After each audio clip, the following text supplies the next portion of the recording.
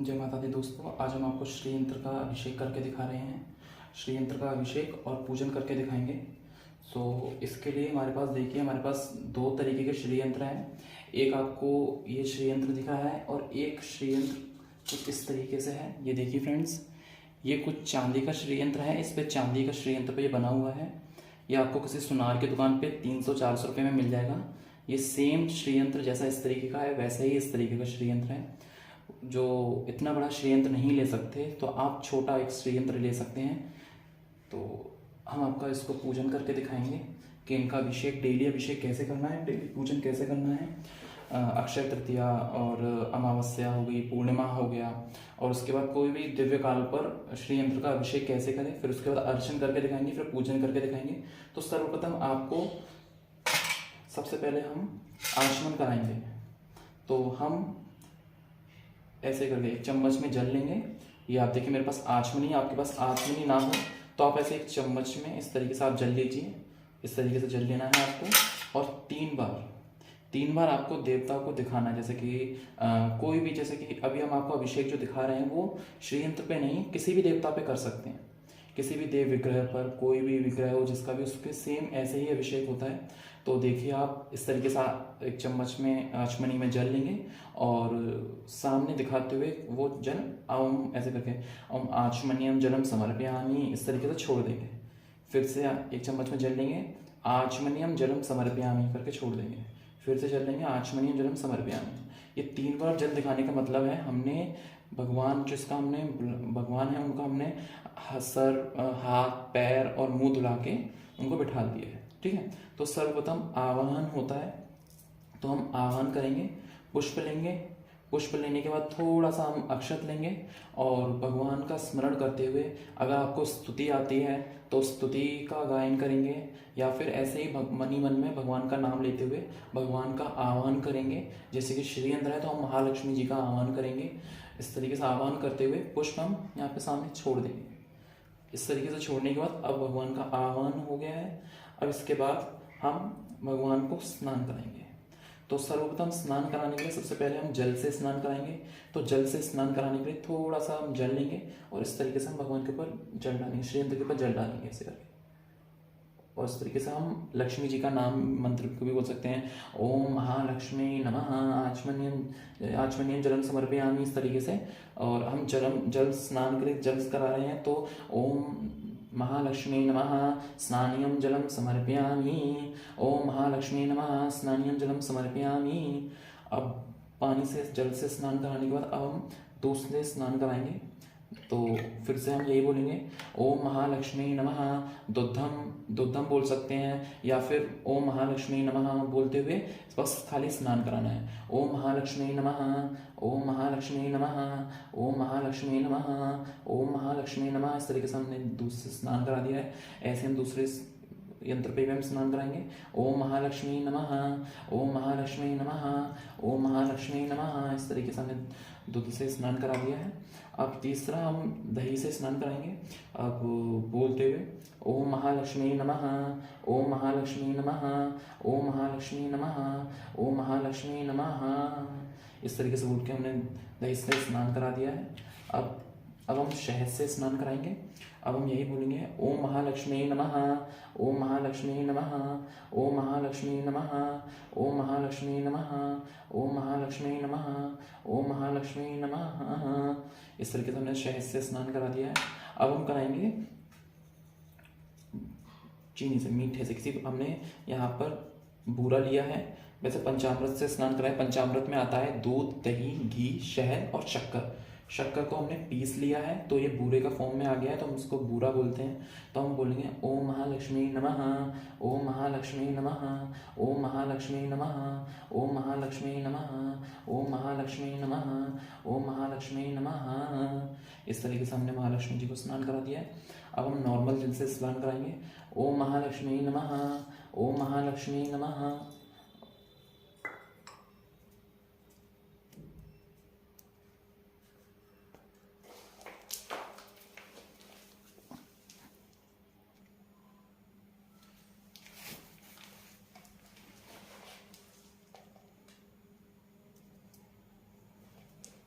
अब हम सादा जल से स्नान कराएंगे। ओम महालक्ष्मी नमः, ओम महालक्ष्मी नमः, ओम महालक्ष्मी नमः बोलते हुए हम श्री यंत्र को पूर्ण तरीके से हम इनको साफ कर लेंगे। देखिए ओम महालक्ष्मी नमः इस तरीके से बोल के हमने देखिए इतना साफ कर लिया है। अब हम क्या करेंगे, थोड़ा सा अब हमको जैसे कि हल्दी हो गई, थोड़ी सी हम कटोरी में हल्दी लेंगे और थोड़ा सा हम पानी लेंगे और उसको मिलाकर, अब ये हल्दी वाला पानी हो गया, ठीक है। तो अब देखिए अभी हमने पानी हल्दी मिला ली है, अब हमने हल्दी में पानी मिला दिया है। अब हम इस तरीके से यही मंत्र का जाप करते हुए ओम महालक्ष्मी नमः बोलते हुए हमने श्री यंत्र पे चढ़ा देंगे कुछ इस तरीके से। अब सेम इसी प्रकार से हम चंदन लेंगे, चंदन लेने के बाद कुछ इसी तरीके से हमने जल लेके चंदन मिश्रित बना लेंगे। अब सेम इसी प्रकार से हमने चढ़ा देंगे ओम महालक्ष्मी नमः चढ़ाते हुए हम चढ़ा देंगे। अब इसी प्रकार हम थोड़ा सा कुमकुम लेंगे, कुमकुम लेना है, थोड़ा सा जल लेना है और जल में अच्छे से कुमकुम को मिला लेना है। मिलाने के पश्चात हम श्री यंत्र पे चढ़ा देंगे ओम महालक्ष्मी नमः इस तरीके से हमने चढ़ा दिया है, ठीक। चढ़ाने के बाद अब हम साफ जल से श्री यंत्र का स्नान करा देंगे। ओम महालक्ष्मी नमः देखिए हमने स्नान करा दिया है।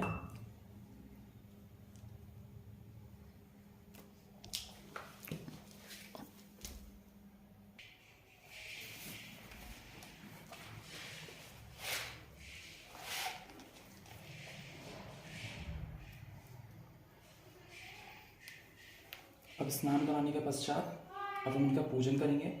तो सर्वप्रथम पूजन करने के लिए तो हम इनको कुमकुम का तिलक लगाएंगे, ठीक। कुमकुम को हमें तिलक लगाना है कुछ इस तरीके से, अनामिका उंगली से हम कुमकुम लेंगे और कुछ इस तरीके से ऊपर बिंदु पे हम तिलक लगा देंगे, ठीक है। इस जैसे कि श्री यंत्र है तो श्री यंत्र पे बहुत से देवी देवता निवास करते हैं, तो हम चारों कोनों पे भी हल्का हल्का सा तिलक लगा देंगे। लगाने के बाद अब हम हल्दी से तिलक लगाएंगे, ये कुछ इसी प्रकार से। तिलक लगाने के बाद अब हम चंदन से तिलक लगाएंगे कुछ इसी प्रकार से, ठीक है। फिर हम अक्षत समर्पित कर देंगे, फिर उसके बाद हम एक पुष्प समर्पित कर देंगे कुछ इसी प्रकार से। पुष्प समर्पित करने के बाद अब हम वस्त्र समर्पित करेंगे।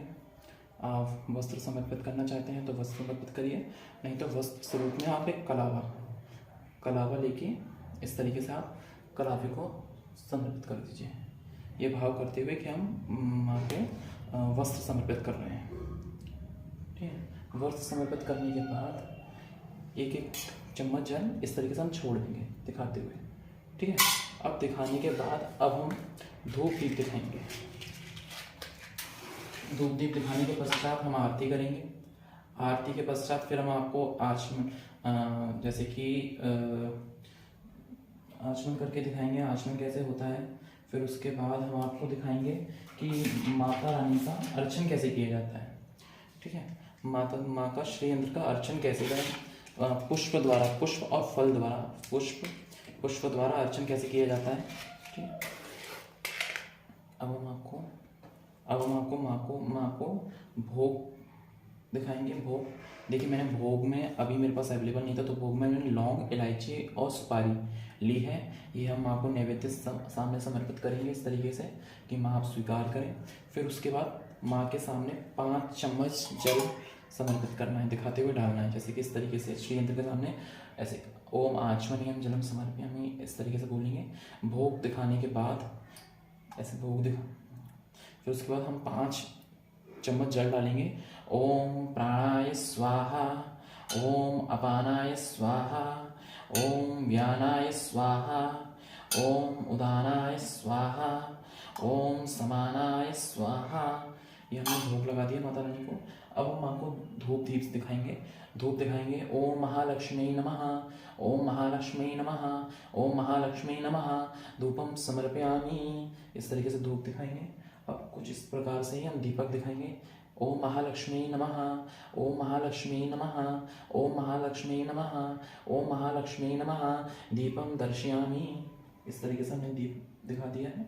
अब दीप दिखाने के बाद एक बात आपको बता दूं, कुछ इस तरीके से दीप घर पे भी हम आरती करते हैं। आरती करने के बाद हमको 1 चम्मच में जल लेके इस तरीके से कुछ 3 बार घुमा के हमें साइड से छोड़ देना चाहिए। इससे जो दीप है वो ठंडा हो जाता है। उसके बाद हमें माँ को आरती दिखा लेनी चाहिए। ठीक है, कुछ इस तरीके से हो गया। अब हम आपको आचमन करके दिखाएंगे कि अब हम अर्चन करके दिखाएंगे कि अर्चन कैसे किया जाता है। तो अर्चन में हम फूल लेंगे, पुष्प को हम कुछ इस तरीके से तोड़ लेंगे। देखिए ये मैंने इस तरीके से तोड़ लिया है। तोड़ने के बाद हम इसमें आपके पास जो भी अवेलेबल हो, हल्दी, कुमकुम, चंदन, जो कुछ भी अवेलेबल हो, जो कुछ भी चीज़ें अवेलेबल हो वो आप ले लेंगे। उसके बाद उसको इसमें मिला देंगे। मिलाने के बाद देखिए मैंने ये इसमें देखिए मैंने ये चंदन है, इसमें चंदन मैंने लिया है, इसमें मैंने देखिए चंदन को इसमें मिला दिया है। अब मैं इसमें थोड़ी सी हल्दी डालूंगा, हल्दी मैंने डाल दी है। अब कुछ इस प्रकार से मैंने इसमें कुमकुम डाल दिया है। अब हम इसको इस तरीके से मिला देंगे। अब ये देखिए मिला लिया है। देखिए मिलाने के बाद हम ये भोग को साइड से रख देते हैं, कुछ इस तरीके से रख लेंगे। अब आप एक श्री सूक्त नाम से एक बुक आती है, उसको आप ले लीजिएगा। उसमें माता रानी के अनेक नाम लिखे हुए हैं, जैसे कि देखिए आपको दिख रही होगी ओम। इस तरीके से हम लेंगे, कुछ पुष्प लेंगे जिसमें हल्दी, कुमकुम, चंदन ये सब मिला हुआ है। अनामिका ये वाले देखिए मृगी मुद्रा हम बनाएंगे। ओम ऐं ह्रीं श्रीं त्रिपुर सुंदरे नमः। ओम ऐं ह्रीं श्रीं हृदयादेव्यै नमः। ओम ऐं ह्रीं श्रीं शिरोदेव्यै नमः। ओम ऐं ह्रीं श्रीं शिखादेव्यै नमः। ओम ऐं ह्रीं श्रीं कवचदेव्यै नमः। ओम ऐं ह्रीं श्रीं नेत्रदेव्यै नमः। ओम ऐं ह्रीं श्रीं अस्त्रदेव्यै नमः। ओम ऐं ह्रीं श्रीं त्वरितात्याय नमः। ओम ऐं ह्रीं श्रीं कुलसुंदर्यै नमः। ओम ह्रीं श्रीं नित्यायै नमः। ओम ऐं ह्रीं श्रीं नीलपताकायै नमः। ओम ऐं ह्रीं श्रीं विजयायै नमः। ओम ऐं ह्रीं श्रीं सर्वमंगलायै नमः। ओम ऐं ह्रीं श्रीं महानित्यायै नमः। ओम ऐं ह्रीं श्रीं मित्रिशिमाय नमः। ओम ऐं ह्रीं श्रीं अगस्त्यमायै नमः। ओम ऐं ह्रीं श्रीं कामेश्वराय नमः। ओम ऐं ह्रीं श्रीं नित्यक्रियायै नमः। ओम ऐं ह्रीं श्रीं शिवदूत्यै नमः। ओम ऐं ह्रीं श्रीं वासुदेव्यमयी नमः। ओम ऐं ह्रीं श्रीं भक्ति सिद्ध्यै नमः। कुछ इस तरीके से इसमें देखिए बहुत सारे मंत्र दिए गए हैं। कुछ इस तरीके से इसमें शायद सहस्त्र नाम है, पर इसमें शायद 1008 नाम है। देखिए इस तरीके से हम करते जाएंगे। बस मंत्र पढ़ना है। आप चाहें तो एक ही मंत्र से पढ़ सकते हैं। अगर आप संस्कृत नहीं पढ़ सकते तो आप इस तरीके से लेंगे। ओम महालक्ष्मी नमः। ओम महालक्ष्मी नमः। कुछ इस तरीके से 11, 21, 27, 51, 108 जैसे आपके पास टाइम हो, जैसी आपकी श्रद्धा हो, उस तरीके से आप कर सकते हैं। अगर आप संस्कृत पढ़ सकते हैं तो आप संस्कृत पढ़ते हुए ओम ऐं ह्रीं श्रीं ब्राह्म्यै नमः। ओम ऐं ह्रीं श्रीं माहेश्वर्यै नमः। ओम ऐं ह्रीं श्रीं कौमार्यै नमः। ओम ऐं ह्रीं श्रीं वैष्णव्यै नमः। इस तरीके से हम चढ़ाते जाएंगे। और अर्चन पूर्ण होने के बाद एक दिन इस तरीके से रहेंगे। अगली सुबह जब हम फिर से पूजन करेंगे तो इस तरीके से हमको इसको सबको समेट कर जैसे कि आप अर्चन कई प्रकार से होता है, वो आपको अलग वीडियो में बताऊंगा। तो इसको आप क्या करना है अभी, जैसे कि हमें इसको जैसे कि नेक्स्ट मॉर्निंग हुई और नेक्स्ट मॉर्निंग में हम इसको इस तरीके से हम समेट लेंगे। ये हमने देखिए समेट लिया कुछ इस तरीके से। अब ये पुष्प हमारे पास जमा हो गए। अब बहुत लोगों का क्वेश्चन होगा अब इन पुष्पों को क्या करें। तो इन पुष्पों का आप एक तरफ जमा करते जाइए। देखिए आप बहुत कार्य कर सकते हैं, जैसे कि ये गुड़हल, जैसे कि ये गेंदे के पुष्प हैं।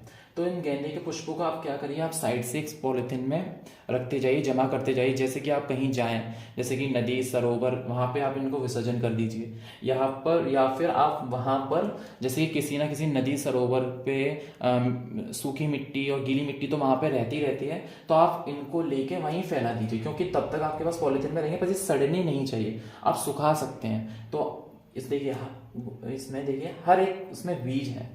ये सूखने के बाद आप उधर फैला देंगे तो ये पौधा बनेगा तो और पुष्प देगा, तो इसमें आपको ही पुण्य मिलेगा। अगर नहीं चाहते हैं तो आप इसको किसी पेड़ के नीचे, किसी मंदिर पे कहीं भी रख सकते हैं, या फिर इसको किसी नदी में समर्पित विसर्जन कर सकते हैं, या फिर इसको आप अपने पौधों में भी डाल सकते हैं। ठीक है। अगर आपको मेरी वीडियो अच्छी लगी हो तो आप मेरी वीडियो को सब्सक्राइब कीजिए, लाइक कीजिए, शेयर कीजिए। जय माता जी, धन्यवाद।